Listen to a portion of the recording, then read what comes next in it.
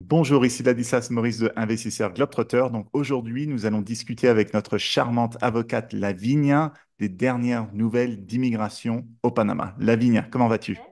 Bonjour Ladislas, ça va très bien et toi? Bien, bien, bien, bien. Donc Lavinia, tu as des breaking news à annoncer. Oui, breaking news, enfin, de très, très bonnes nouvelles. Les autorités panamènes ont décidé de ne pas changer le montant de l'investissement en immobilier de 300 000 à 500 000. C'est une nouvelle qui a été annoncée le 15 octobre via une résolution et pour l'instant, ce montant va rester inchangé jusqu'à nouvel ordre. Ok, donc à quoi donne le droit ce visa, ce Qualified Investor Visa, 300 000 dans l'immobilier? 300 000 dans l'immobilier à une résidence permanente qui peut être obtenue très, très rapidement, max un mois, 2 mois. Enfin, ça dépend de la vitesse à laquelle le client il complète toutes les formalités de l'achat. Et voilà. Ok, Donc, donc ça résidence donne permanente. Voilà. résidence permanente À vie. Ça, pour ça veut dire à vie. Ouais. à vie. Et donc, c'est pour l'applicant, son époux, son épouse, les enfants et ses Voilà, parents exactement aussi. pour sa famille, exactement. Donc époux, en l'occurrence, les enfants mineurs, d'accord, donc au moins de 18 ans. Et puis pour les parents de l'applicant principal. Par contre, si l'époux, l'épouse souhaite rajouter les parents plus tard, une fois que l'applicant aura obtenu la résidence permanente, il pourra le faire aussi. Donc, pas en même temps, mais après. L'autre alternative serait dépôt fixe dans une banque locale, 750 000 de dépôt. Voilà. Et OK. puis l'autre manière, ce serait euh, 500 000 dans du equity, pardon, dans ce qu'ils appellent ici Casa de Valores. C'est la bourse, en fait. OK, très bien. Et tous ces investissements, il faut détenir 5 ans. 5 ans. Et puis, chaque année, il faut apporter la preuve que l'investissement est resté bel et bien au Panama.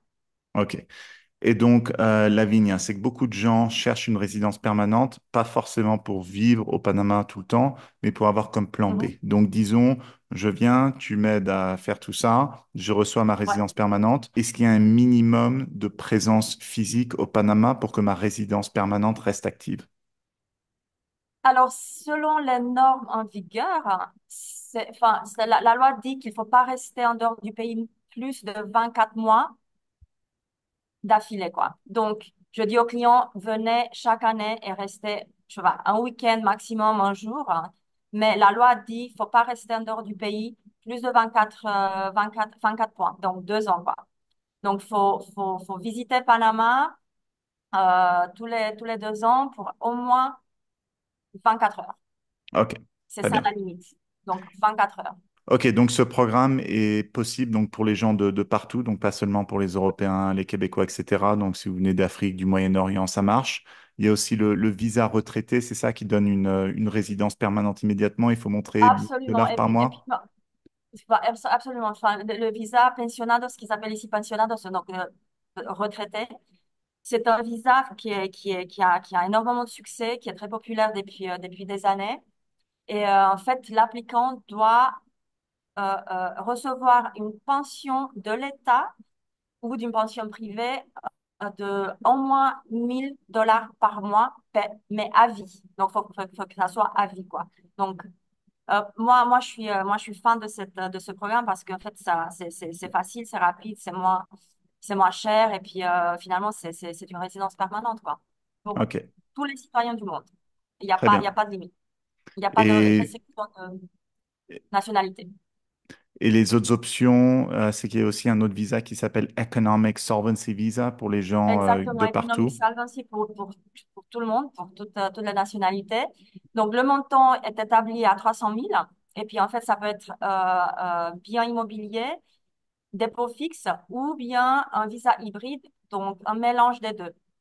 Ça peut être donc si la personne a 300 000 à déposer, quoi. Donc, ça peut être mixte 100 000 propriétés et 200 000 dépôts fixes. Ou Ok. Et donc, quelle est la différence entre ce programme et le premier dont on a parlé avant? Donc, l'economic solvency, c'est 2 ans de résidence provisionnelle.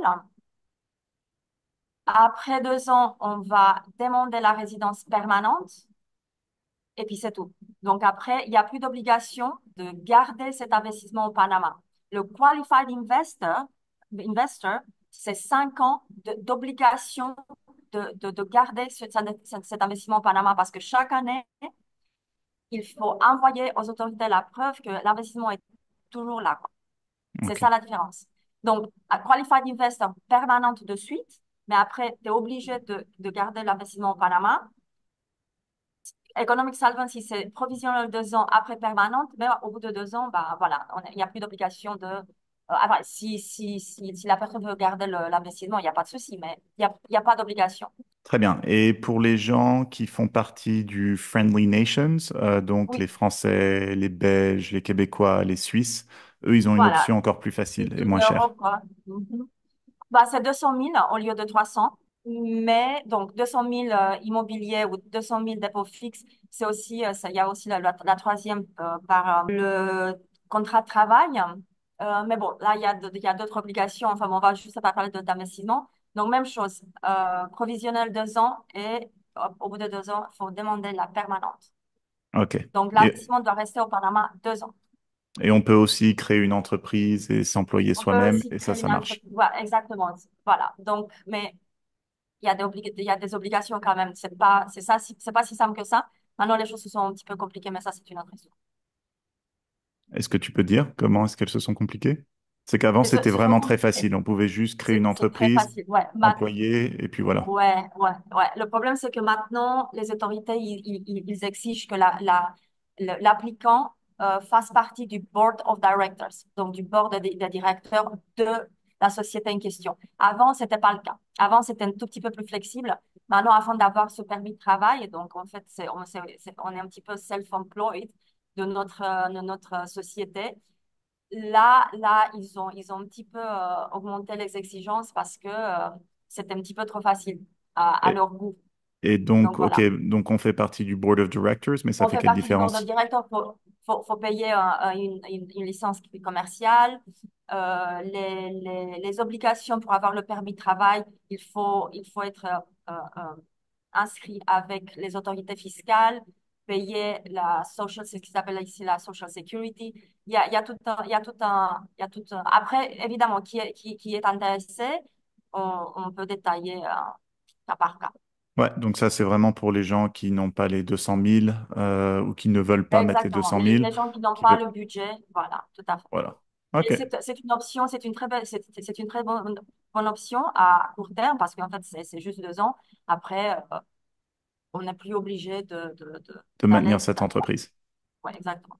Ok, très bien. Donc, merci beaucoup, Lavinia. Donc, si vous êtes De intéressé rien, par avec plaisir. obtenir la résidence au Panama, il y a un lien en dessous avec toutes les options en détail et vous pourrez aussi contacter Lavinia de cette manière qui peut vous aider de A à Z au Panama pour la résidence. Si vous voulez acheter de l'immobilier et que vous avez besoin d'un avocat pour vous représenter, si vous avez besoin d'ouvrir des comptes en banque, etc., Lavinia est votre point Absolument. de contact sur place. Très bien. OK. Lavinia, Merci bonne beaucoup, journée. Ladislas. À bientôt. Au revoir. N'oubliez pas de télécharger mon e-book gratuit 12 erreurs à éviter lorsque l'on investit dans l'immobilier international que vous trouverez sur mon site qui contient aussi de nombreux articles sur l'immobilier et l'expatriation. À bientôt.